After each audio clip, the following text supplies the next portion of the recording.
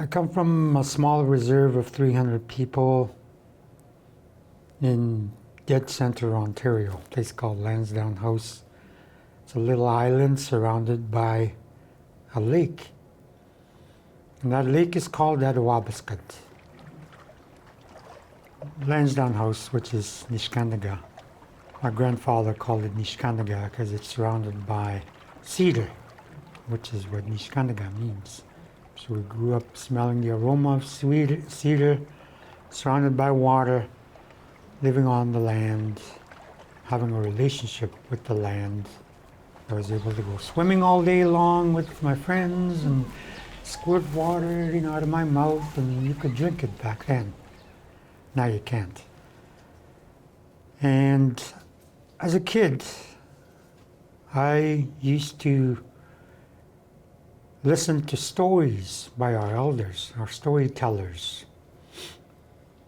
And I remember in the middle of winter, we used to race for the rocking chair.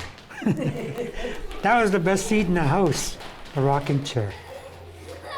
And we'd all, squeeze into this door, trying to elbow each other, because we wanted a rocking chair that was across the floor, And there's about 7 or 8 of us, and one of us would get it, and we'd be rocking there. And then the elder would sit up after we settled down.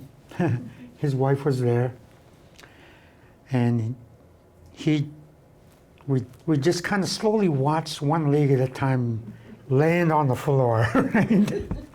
And then the other leg would come down very slowly, and then he'd dig under the bed, bring out his pipe and smoke that. We'd just be waiting and waiting and waiting for the story. And finally the story unraveled, in Ojibwe. So that's how I learned these stories, the Anishnaabe way. And learning in the Anishnaabe way is totally different in the way you think. It's not like a once upon a time, long ago,